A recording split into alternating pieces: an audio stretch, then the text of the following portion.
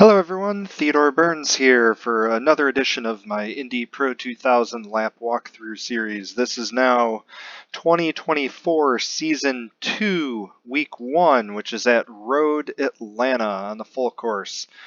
A couple notes, I'm looking to try and keep doing these walkthroughs each week this season. I will be getting a little bit more busy with work travel and my own racing in real life, so it may be a little more difficult to get these out each week, but hopefully I can plan ahead and get you guys some setups and lap walkthroughs each week, or at least most of the weeks in the season. So only missed 1 week last season, and it was for the short oval, which luckily Wes provides some lovely setups for the community, so I didn't feel too bad about missing that week. But I think 11 to 12 is pretty good, so hoping to replicate at least that this season. So going forward, not too many changes to this car or to this series. Obviously, no rain enabled for this series, so we don't have to worry about additional setups. The car setups feel pretty much the same as last season, so I think anything should be a good carryover from last season if you'd like to use those. But I went and built a new setup this week for Road Atlanta. It feels pretty good. Road Atlanta's it's a tough track to build a setup for because there's some long straights, so you want to run low downforce to get the top speed out of it. But there's a nice mix of corners. There's high speed corners as well as some low speed corners. So getting the balance right for both of those conditions is pretty tricky. As well as there's quite a few curbs to run over, so you have to make the car compliant to go over the curbs, but still rotate in all of those conditions. So it's quite difficult to get a really balanced, really good feeling setup here. But I think I think this one's in a pretty good spot. I was happy and pretty consistent driving it, so hopefully it works for all you guys in the community as well. I think I had some notes in the setup itself, but I think that it may have just a touch of understeer in some of the high speed stuff, but I think it's quite manageable with driving style to be able to get that out of it. Maybe it may just require a couple small tweaks if that's not to your liking, but I think it's safe for pretty much everyone else to use if you're not quite up there at the pointy end of the field.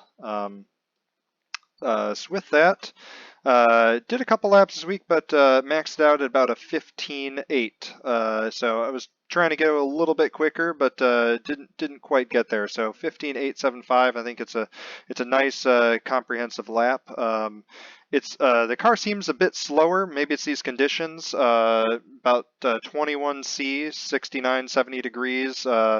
Built the setup on moderate 50% usage, did this hot lap on 25% usage. In the past, I know we've run down in the high 14s. I know I had the world record for a little bit at a 14.9, maybe from a year or two ago. So maybe it's just something with the conditions, track usage, the lack of wind could play into that as well. Or it may just be that with some of the changes in the sim and track that we are running a bit slower this season. But yeah, I definitely did not see a 14.9 possible, at least in these conditions. So I think this will be a good representative lap. So without further ado, here is that hot lap.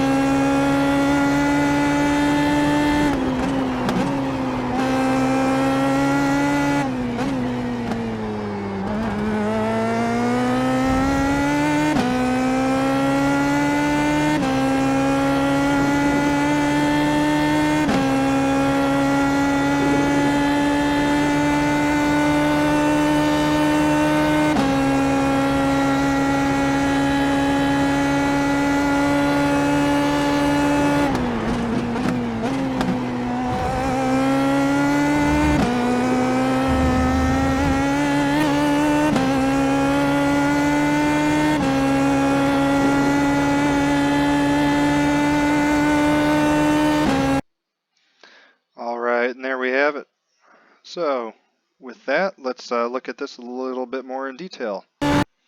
So coming up to turn one, I'm going to start on the left-hand side of the track. I don't really dip over into this this paved area with the coming off of the old or upper outside pit lane. But I am going to be looking over here for my reference. So my reference is going to be where this grass starts here.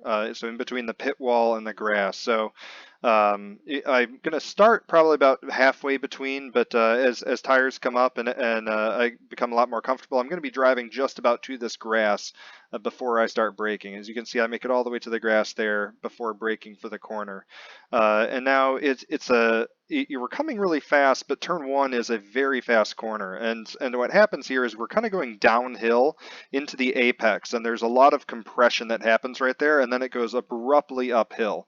There's not a whole lot of camber to the corner. It's pretty flat throughout, so we can't drive in like it's a banked corner, but we want to wait till we get into that compression, and then we basically power from the compression up the hill.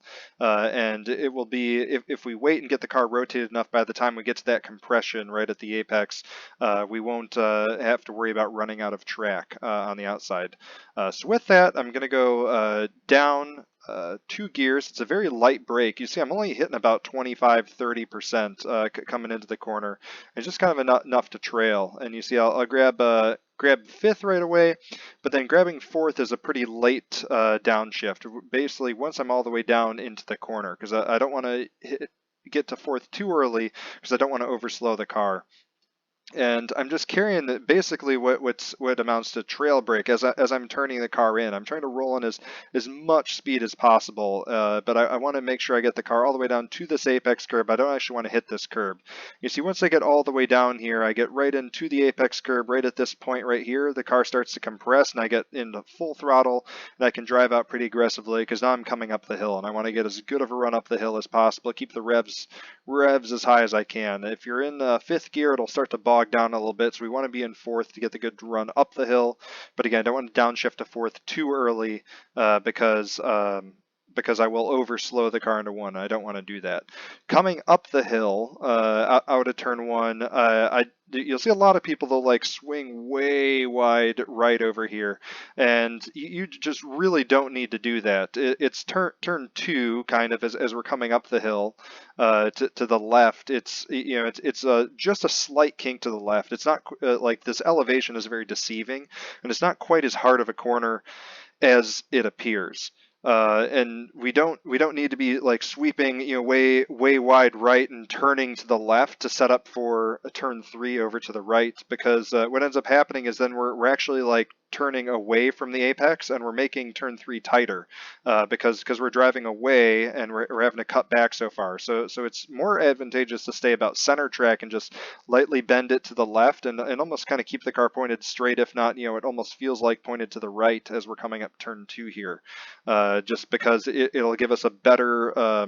We don't have to turn quite as far through turn three. It's fewer degrees to make it through the corner versus if we swing wide and are coming back across.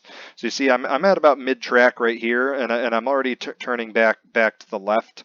This is usually a little bit actually farther right than I normally come up the hill this particular lap.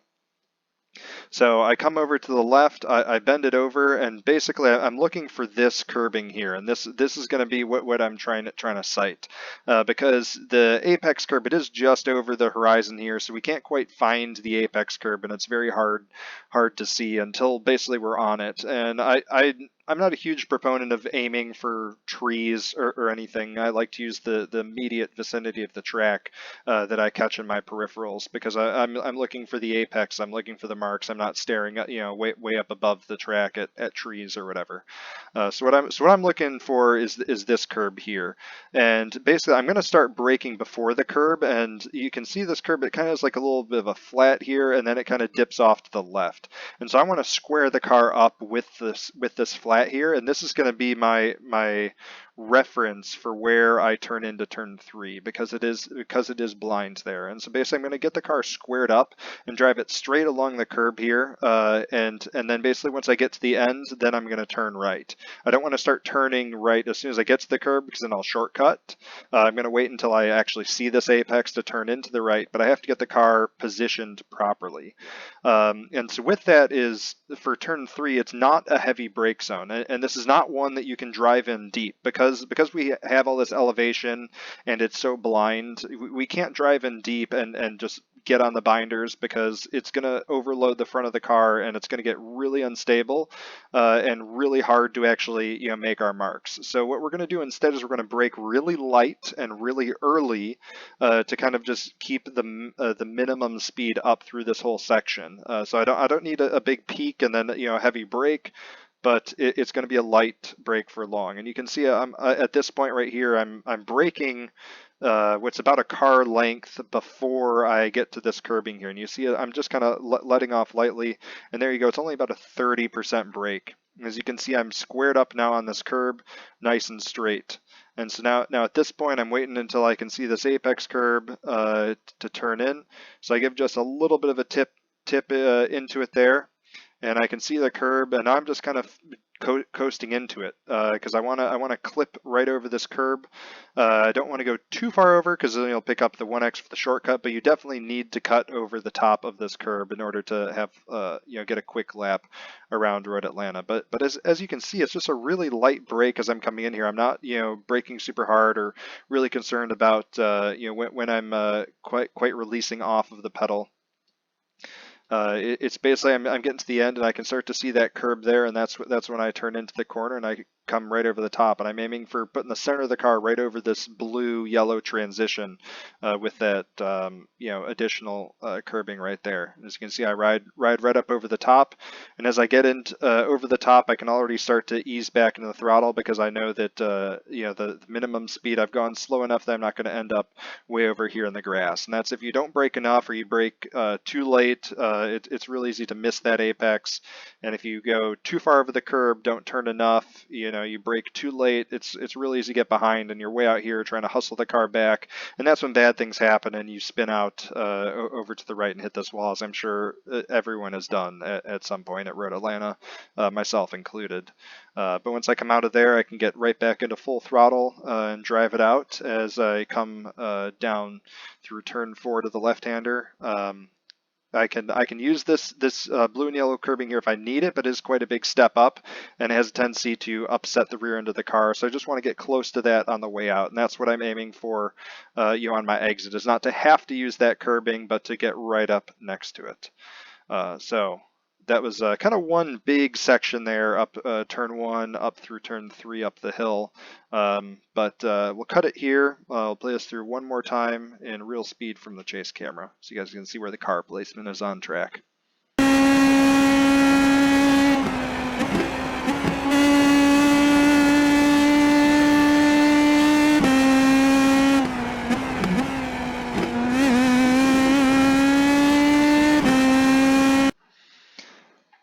All right, so now coming down the hill, this is called the Esses. There's not really any corner numbers associated with this section. That was, turn 4 is that left-hander right there. So then coming down the hill, this car, it's easy flat, but we got to make sure we stay ahead of the downhill. We don't want to wait until it's too late. So start mid-track to the left, coming through down to the right, steer up. So you can kind of touch these curbs. I try not to. I want to get just right to them.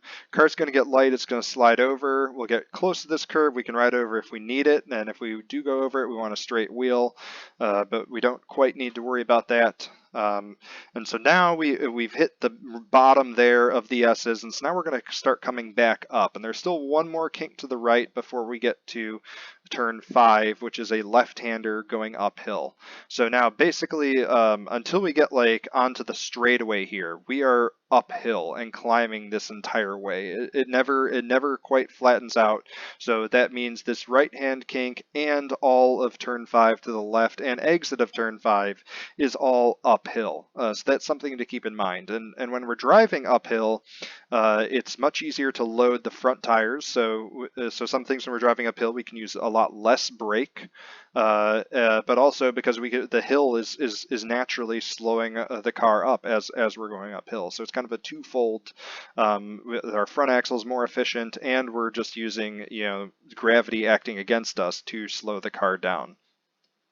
So with that, my approach into turn 5, this car, at least with this setup, I can touch this entry curb here. There's a lot of cars that you don't want to touch this curb at all, and you want to get just right up next to it. Like I know GT cars especially, but how I've built these setups, you can touch both this curb and the apex curb at turn 5, but that is not always the fast way around Road Atlanta, and in real life you almost never want to touch these curbs.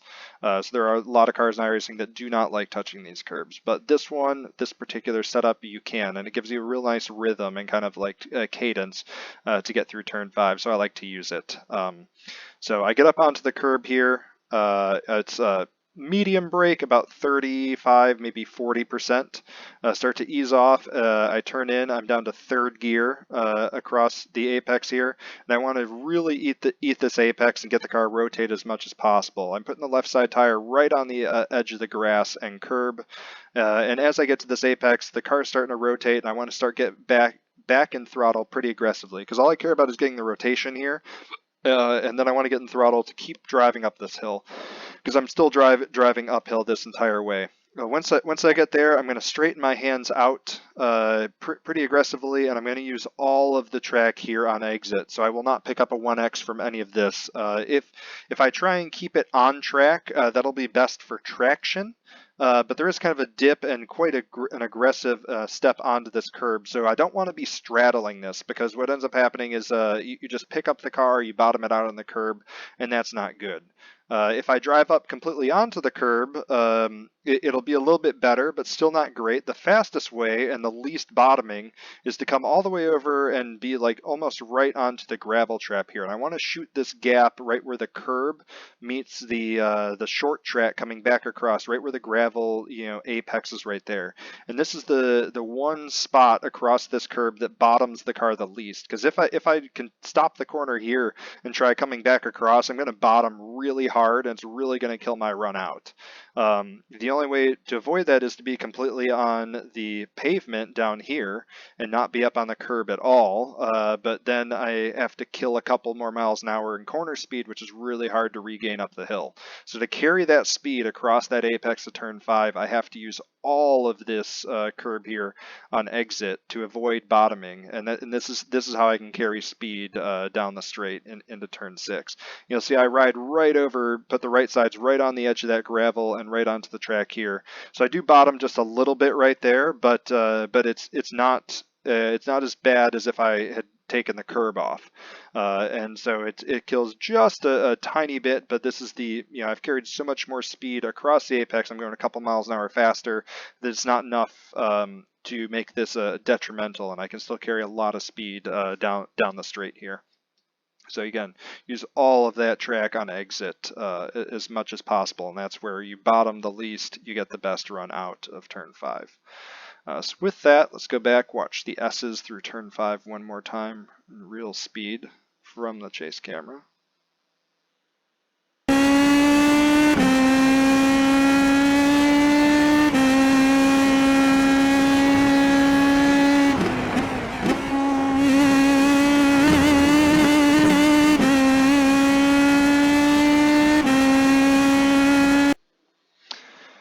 Alright, coming up to our next sequence, which is turns 6 and 7, the two right-handers. So turn 6, there's a little bit of camber to it.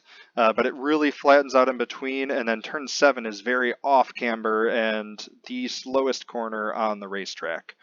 So it's really, but following turn 7 is the longest straight on the racetrack, so we need to make sure we prioritize a good run out of turn 7. So with that, it all comes about the setup, and that comes from turn 6, so this sequence of corners here. So my reference for turn 6, there's the 200 board up here, and there's a dashed line across, and there's a second dashed line across up here at what I would imagine would be the 150 board.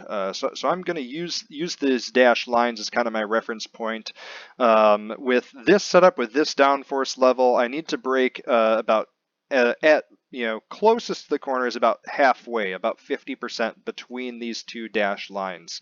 The lower the downforce, the earlier you have to brake. If I have high downforce, I can drive it almost all the way down to this 150 board before I turn into the corner. But being a bit lower downforce setup, I want to brake about halfway in between these two dashed lines, as you can see there. And because there's camber, I can get in pretty early, get down to this apex with a lot of speed, and really drive the car into the track, get the left side tires loaded. I'm coming down 2 gears to third gear. Once I get all the way down to this apex, I'm trying to hit the apex curbing itself because it is kind of a step up from the racetrack. So I want to make sure the car stays loaded and nice and compressed and not upset by hitting this curb. So I drive it all the way down to the here, and then I get in throttle pretty aggressively as I straighten the hands out on exit. Just a little burst of full in between here, but now I have to brake immediately for turn 7, and this is going to feel like a little bit early of a brake, and that's because we do end up coming to a little bit of a crest, and so if I go in too deep, I'm going to completely miss the corner, especially because it's off camber. I have to get the turn done early. So my reference for turn 7, I don't usually condone using references on the racetrack, but iRacing has these black tire marks here on the track, and these are like permanent part of the track, and so I'm going to use these as my reference. Is these marks right here that you see. So I'm going to drive up to these marks right there. Once I hit those marks, I'm right onto the brakes. Now it's real important, I don't want to get the left sides onto this curbing here because it will upset the car as I try and brake and unload the left side tires. I want to keep the left side tires loaded, so I want to be just right up to this. I don't want to be using this curb, especially turning off of the curb. But it's a medium brake again, about 50% to get the car slowed down to second gear, and it's kind of a late turn into the corner because I'm going for a real late apex. You can see I'm just carrying just a tiny little bit of trail brake. I could use this apex curb if I need to. I don't necessarily have to. You can still get the car rotated without having to touch that. It's all just kind of about that approach and how you get off the brakes. But once I'm at the apex curb there, I need to be getting in throttle. Because this is off camber and we're still kind of going downhill on exit, this is really easy to get in too aggressively and spin the rear tires, which kills your run out of turn 7. So this is one where you have to be patient getting on throttle. So as you can see, I'm just waiting what almost feels like eternity. My hands are almost straight, almost, have to straighten up a little bit too soon. Once I'm fully straight, I can finally get in a full throttle so I can get the power down and avoid having to go onto this curb if I don't need to get the run out of turn 7 and down the straight. That's the most important, is the first person to full throttle, and obviously full throttle without sliding the rear out of that corner. So let's watch that through one more time in real speed from the chase camera.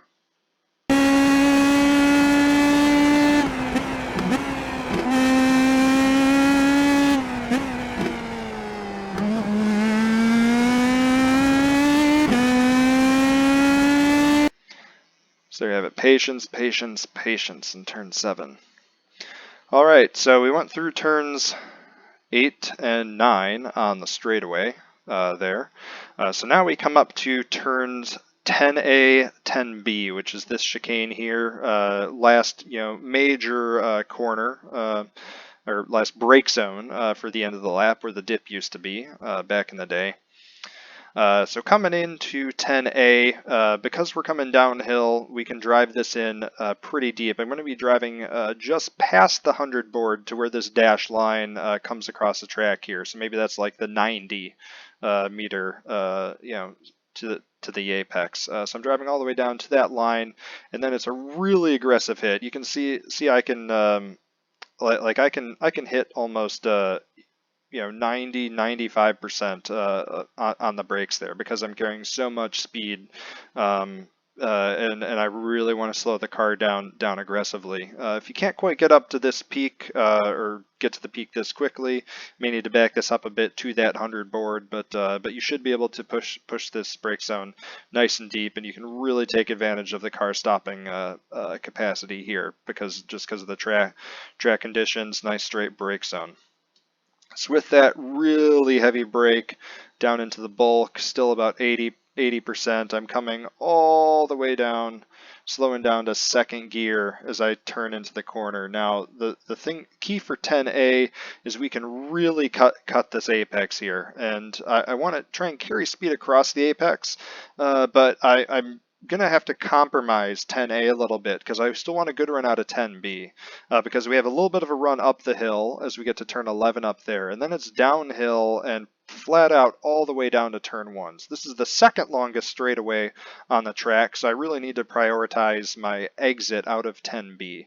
And so to do that, I need to compromise 10A a little bit, and so that I don't want to carry as much speed as I can across this apex. I want to make sure I end up almost mid-track on the way out so I can get a good run through 10B.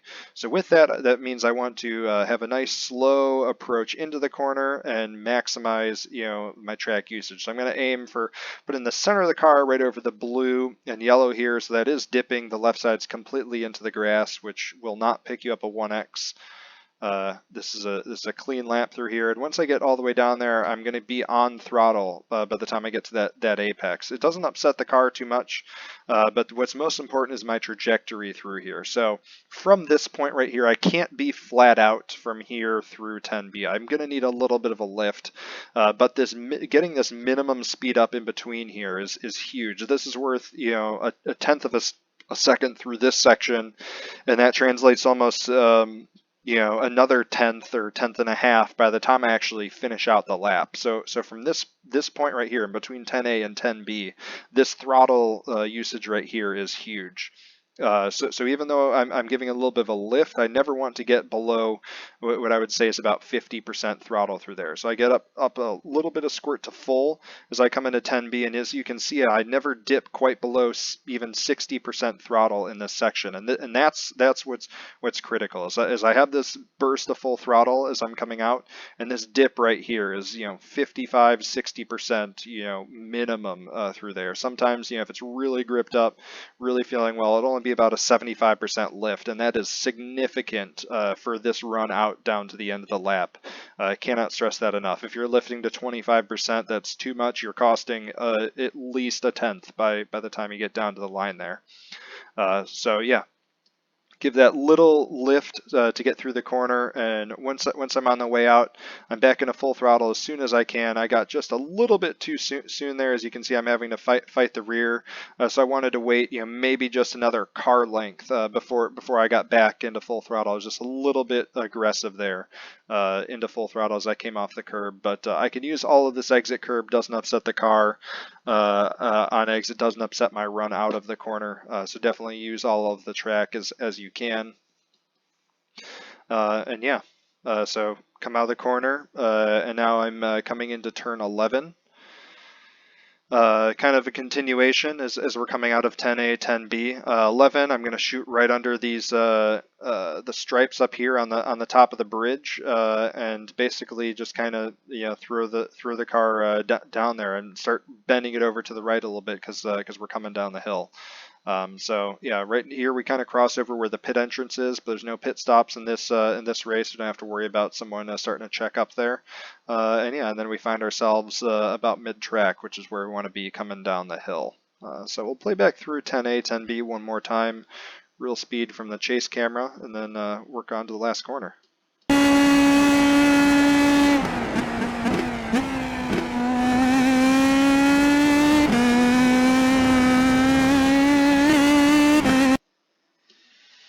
All right, so now last corner coming down turn 12, bottom of the hill. Now this corner is flat out in this car. It's easy flat out, but I will say there is maybe half a tenth down this hill and through turn 12 that a lot of people don't quite consider, and that's just increasing your lap distance. So coming down the hill, you don't need to like swing way wide over here to the left. We don't need this track, and this with this downforce, we don't need this track to make turn 12 flat out.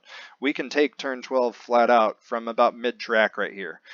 So if I come a little bit too shallow, I'll scrub a lot of speed. So I still want to make sure I'm not scrubbing any speed through here, but I don't need to drive all the way out here to the left. I can be about mid-track coming down here, and you see I've already basically loaded the left side tires up coming down the hill, so that I don't bottom out here and then have to try and turn. So I keep the car nice and consistently loaded coming down the hill through turn 12. I don't need to hit this apex curb, and it's just a nice light steering and keep the car down and across the line. But yeah, don't increase the track distance coming through turn 12. You don't need to in this car, and it's just going to cost you time. So watch down the hill one time in real speed from Jay's camera, just so you get an idea.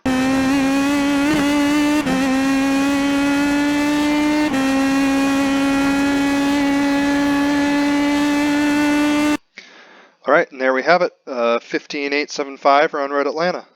So I'll be around racing this week. So happy new season 2. Hope to see you guys out there on track. Yeah, remember broadcasts on Thursday night for the Strength of Field, and I look forward to seeing everyone out there, and hopefully seeing you guys commenting, driving the setups throughout the season. So yeah, happy to be back for season 2, and hopefully help some of you guys out and get you up to speed. So as always, have any questions, comments, concerns, let me know in YouTube, on the iRacing forums, PM me on Discord, wherever. Yeah, happy to always help you guys out. So I'll see you on track.